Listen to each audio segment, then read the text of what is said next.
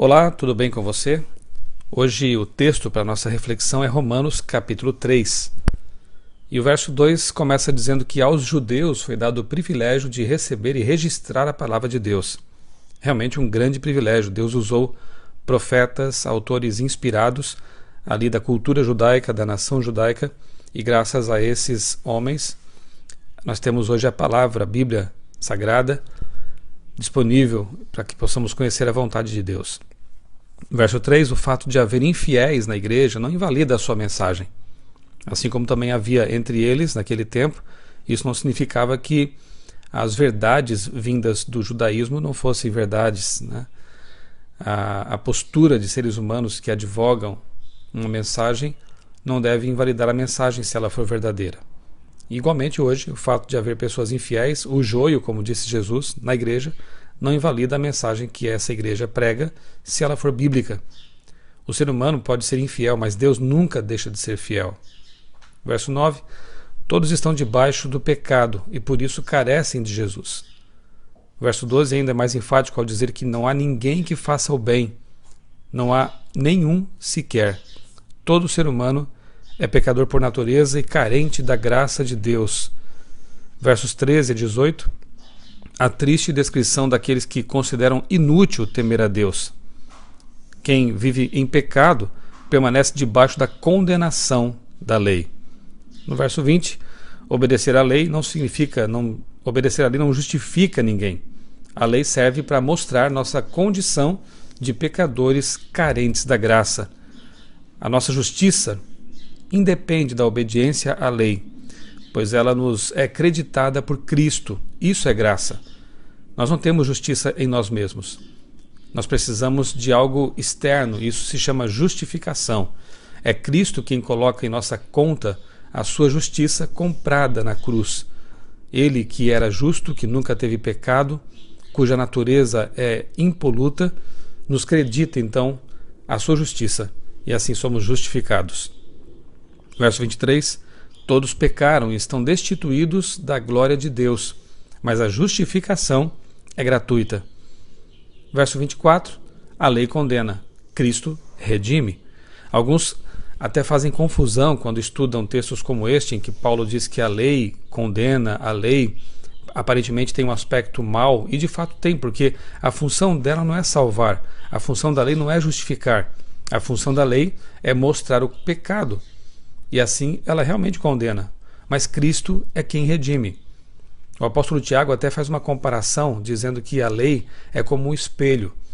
Ao contemplarmos o rosto no espelho, vemos que ali há uma sujeira, ali há uma mancha. Mas se passarmos o espelho no rosto, não resolverá nada, poderá até sujar mais o rosto. Nós precisamos de uma toalha, precisamos de água para limpar o rosto. De igual maneira, a lei é o espelho e ela mostra a nossa deformidade moral, mostra a nossa pecaminosidade, aquilo em que estamos errando. Mas quando precisamos de limpeza, de purificação, quem faz isso é Jesus. Nunca se esqueça disso. A função da lei é mostrar o pecado. Cristo é aquele que redime, é aquele que justifica. Verso 26, Jesus é o justo que nos justifica. Ele é o único, foi o único ser humano que viveu sem pecado e por isso pôde então morrer sem pecado, fazendo-se pecado por nós, comprando a nossa salvação. Verso 28, o homem é justificado pela fé, independentemente da obediência à lei. Obediência é uma consequência, não é a causa.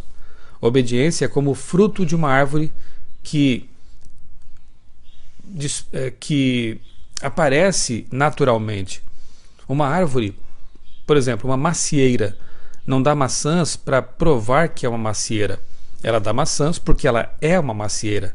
Assim, o homem e a mulher convertidos não fazem boas obras, não praticam boas obras, não obedecem à lei para mostrar que são convertidos, para dizer que são de Deus. Eles obedecem à lei, eles praticam boas obras porque eles são convertidos. Então nunca se esqueça disso. A obediência, a fidelidade, as boas obras são consequência da salvação, não a causa dela. No verso 29 diz que Deus é o Deus de todos. Realmente não podemos colocar Deus numa caixinha como se ele fosse exclusivamente nosso, ou dessa ou daquela religião, ou dessa ou daquela pessoa. Deus é o Deus de todos, ele criou a todos e está se esforçando desde sempre para salvar a todos. Finalmente, no verso 31, encontramos aquele texto que diz: anulamos então a lei pela fé? De maneira nenhuma. Ao contrário, confirmamos a lei. A fé não anula a lei, é pela fé que guardamos a lei. Por que guardamos a lei? Porque Deus mandou. Nós obedecemos a Deus, nós amamos a Deus. E isso se chama fé. Fé é confiança em Deus.